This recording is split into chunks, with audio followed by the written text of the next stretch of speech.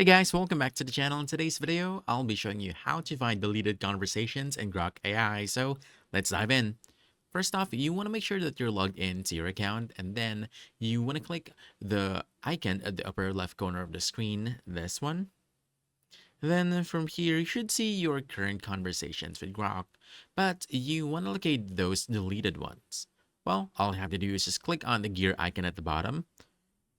Click this, the lower right corner of the screen. Then you want to scroll down and look for recently deleted, like that. And from here, you should see conversations that are previously deleted.